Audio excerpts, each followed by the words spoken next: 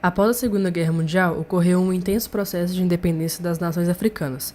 Porém, novos países se formaram sobre a mesma base territorial construída pelos colonizadores europeus, desrespeitando a cultura e a história das comunidades. Consequentemente, inúmeros conflitos étnicos pela disputa de poder foram desencadeados no interior desses países.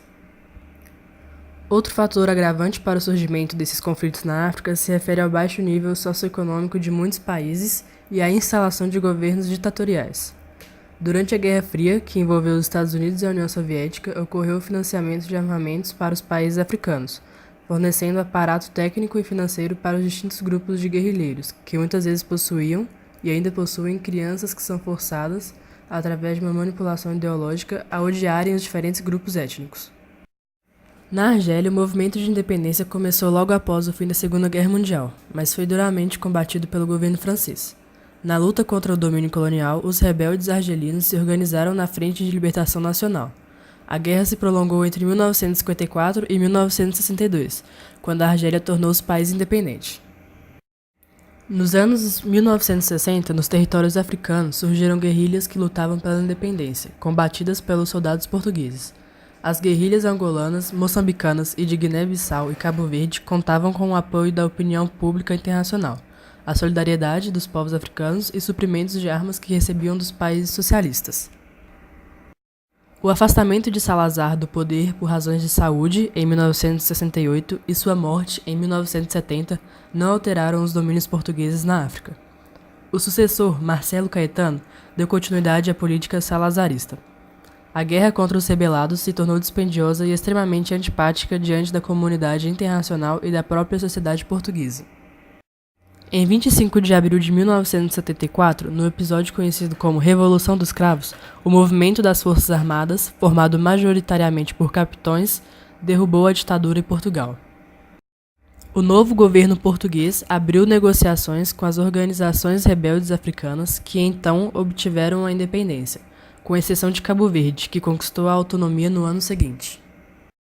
Muitos desses conflitos se agravaram no contexto da Guerra Fria, como em Angola. Com a independência, o poder passou a ser controlado pelo Movimento Popular de Libertação de Angola, de orientação marxista apoiado por Cuba. Outros dois grupos que também lutaram pela independência, anticomunistas e apoiados pela África do Sul, reagiram.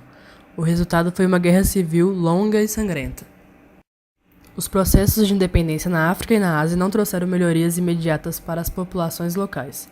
Em determinadas situações, as opressões sociais se acentuaram, como aconteceu na África do Sul. Nos anos 1950, a população negra, liderada pelo Partido Congresso Nacional Africano, participou das primeiras mobilizações contra as leis racistas. Nelson Mandela destacou-se à frente do CNA. Em 1962, após um protesto de negro contra as medidas racistas, 69 pessoas foram mortas pela polícia e 180 ficaram feridas. O episódio ficou conhecido como Massacre de Shaperville. A partir daí, o CNA optou por derrubar o governo branco recorrendo à luta armada. Mandela foi preso, condenado à prisão perpétua, e as leis racistas tornaram-se ainda mais duras. Da prisão, ele ordenou ao CNA: unam-se, mobilizem-se e lutem. A África do Sul tornou-se um país isolado do mundo, condenado pela ONU e por diversos países. Em fins dos anos 1980, o governo sul-africano preparou o fim da política racista. Em 1990, Nelson Mandela foi libertado. Em 1994, foi eleito presidente do país e a política do apartheid chegou ao fim.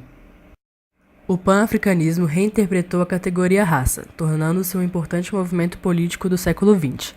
O objetivo foi o de fundar uma identidade própria com base na noção de raça. Desse modo, diversos povos africanos e seus descendentes nas Américas poderiam encontrar uma origem e um destino comuns, despertando ainda a consciência de que deveriam lutar contra o colonialismo. Senghor adotou o conceito de negritude, entendendo-a como o ideal de solidariedade racial. O movimento tinha o objetivo de levar os africanos a redescobrir sua própria cultura como meio de valorizar sua identidade política e social. O conceito de negritude propunha, portanto, a unidade africana no plano cultural. Os movimentos de independência nos anos 1950 e 1960 colocaram o pan-africanismo na ordem do dia e o redefiniram. Outras lideranças africanas também se destacaram na defesa do projeto pan-africanista.